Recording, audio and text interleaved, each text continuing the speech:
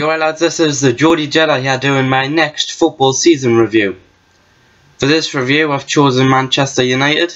It's the next on the alphabet. They've been the hilarious side this season. Everybody apart from Man United, although probably some of Man United fans, have been taking the piss out of them. I mean, day in, day out. They finish like 7th.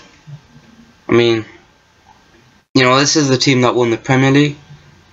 Now that, for me, personally I blame David Moyes alone. Now I know some of the players were, you know, getting a bit old, but not that much has changed from the season when they won the Premier League to last season. So you have to blame Moyes. Or Sir Alex Ferguson was overachieving his team every single season, which, to be honest, might be possible. So, if you know Moyes comes in, leaves Alex Ferguson, you know, lots of people saying Sir Alex Ferguson was a rat jumping the ship. You know, he knew that that last season was the next season was the one he was going to go. You know, that shit was just going to turn on him if he didn't leave, because players were aging out, the young ones weren't doing well. Although Januzaj did brilliantly this season, he's been one of the few positives, I suppose. Comes in, he buys pretty much nothing. Buys Marouane Fellaini on deadline day, as I recall. There's been loads of jokes like Jack Whitehall on Backchat World Cup Special asked Rachel Riley, who's a Man U fan, if you can work out how 30 million equals Fellaini.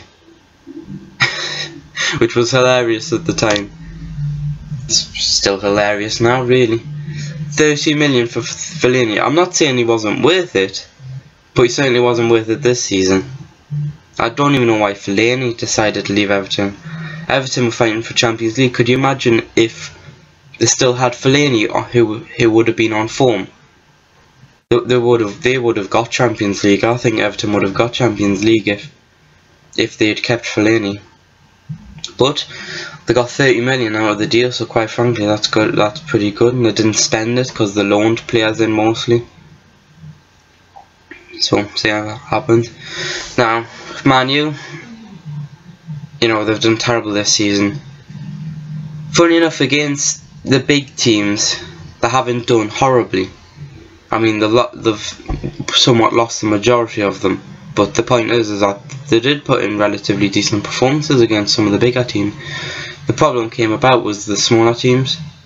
I mean, West Brom beat them at Old Trafford. We beat them at Old Trafford for the first time in about 30 years. You know, David Moyes owns loads of records for being the Man U manager. That was the first to lose to like West Brom in 40 years, first to lose Newcastle in 30 years. At Old Trafford, you know, all these kind of records that he's now got to his name. So, well done. Best choice for them, apparently they've got Louis van Gaal. He's a decent manager. I think he'll certainly do better than Moyes. They need to get him in over the line sooner rather than later. He needs to start preparing for the transfer window. I mean, Newcastle, as of today, we've apparently signed someone already, although it's not official until July 1st. But, you know, lots of clubs are doing their business now. So, they need the manager in to start doing their business as soon as possible. They'll probably get him in sooner rather than later. You probably won't hear about any transfers until after the World Cup, or after certain teams are done with it. You know, France in particular, because, well, there's Fabregas who apparently after, so for Spain, but Paul Pogba would be a decent buy for you as well if you could get him.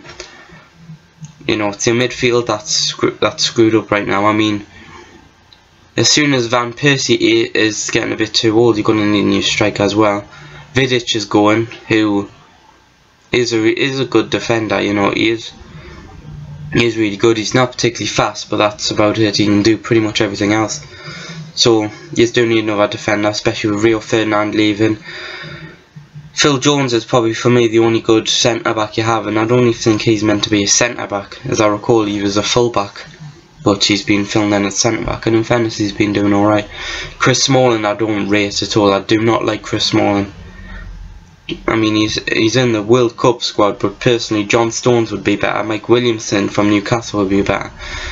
There are one or two defenders who would be better than Chris Smalling, not only in the World Cup but for Man U. Actually, there's loads of defenders that have been better for Man U. Anyways, overall, it's about next season. I think yous will do better than yous are doing now.